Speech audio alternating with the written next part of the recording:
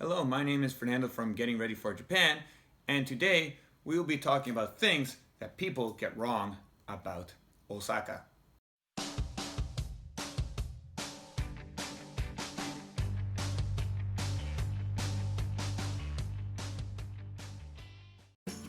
Okay, so first of all, just going to show you guys what we have. It's rolled up actually, so you can't see how the sauce is nicely in there. This is okonomiyaki, is one of Osaka's specialties. Okay, there you can see it unrolled. Mine is pork. My wife's is squid. We have different preferences in terms of the flavor.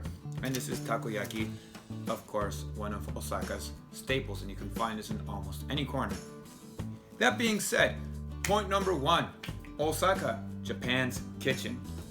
There is a misconception perhaps that Osaka, of course, the food is delicious, but it's not the only place that has its own type of food. So while Osaka gets the name Japan's kitchen, coming from before when they used to be a port that would distribute things that they would get from the farms nearby and distribute it to all of Japan, mostly rice and fishing, like seafood.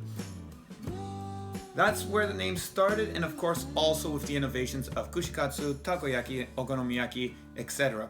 But all of Japan actually has really good food, and almost everywhere has food that is specific to that area. If you do not come to Osaka, it doesn't mean you won't get good food. Everywhere is a good place to find good food. Okay, I just had a takoyaki ball, and that was really good. Point number two, the Osaka Obasan. Okay, so they are usually famous for having a tiger sweater, short hair with curlers or curled up hair in a perm, and having an attitude that says, I don't care what anyone thinks, I will talk to anyone and I will do what I want, which is of course quite different from what most Japanese people are like, but Osaka has had its reputation of old ladies being like this. In my time in Osaka, I have seen maybe, and this is 4 years, 5 grandmas with tiger sweaters or leopard print or cheetah print or anything of that sort. This stereotype is highly overrated by Japanese people themselves as well, but it seems that the more it's mentioned, the more embarrassing it becomes and the less likely people are to want to embrace this persona. Also, it seems like the younger generation of obasans in their 40s and 50s do not want to become this type of person. So, you might be disappointed if you're looking for friendly grandmas who will talk to everyone. And lastly, point number 3, that people in Osaka are really friendly / funny. Why do I bring this up? Because of course this is a stereotype that has been brought up by the fact that most of Japan's comedians come from Osaka, and there's kind of this idea that if you're from Osaka, you kind of have to represent and be as funny as possible. A lot of people do this, especially when there's a camera around them, but that does not mean that people are cracking jokes and being funny 24/7.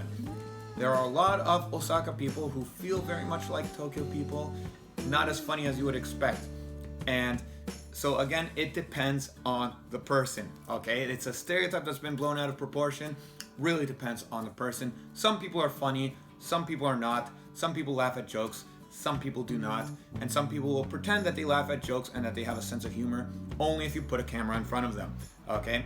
And in terms of friendly, maybe in comparison to Tokyo, but it also has to be reminded that Tokyo people are also more international. They are more likely to have gone on a working holiday visa to foreign countries, and they're more likely to hold foreign cultures on a pedestal and really admire foreign cultures. So even though Tokyo people may not be as outwardly expressive, they may be more interested in making foreign friends. So keep that in mind. Not everyone from Osaka is super friendly, and it will still take time to become that person's friend. It will not be as easy as sometimes it's made to seem. So in conclusion, Osaka food, is it delicious?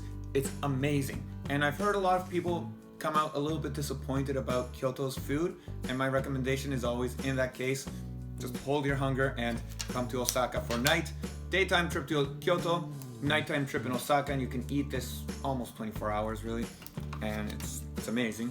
But again, wherever you go in Japan, you'll have amazing food, but please make sure to have okonomiyaki and takoyaki in Osaka.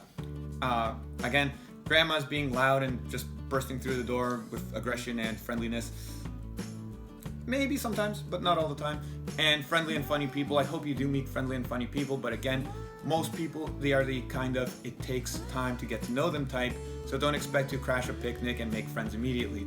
That's not really how it works. I hope you do come to Osaka. It has amazing things such as USJ, which, unlike Tokyo's version of Disneyland, USJ is actually in Osaka. It has the Osaka Castle, which actually does have quite a lot of history that is connected to Japan's Sengoku Jidai. And it does have a lot of fun places like Dotonbori that you should definitely check out. So please, once you're ready and once everything clears up, please come to Osaka. You'll have a great time. Take care. Don't forget to subscribe, leave a comment, suggestion, and what you'd like to see in a future video. Bye bye.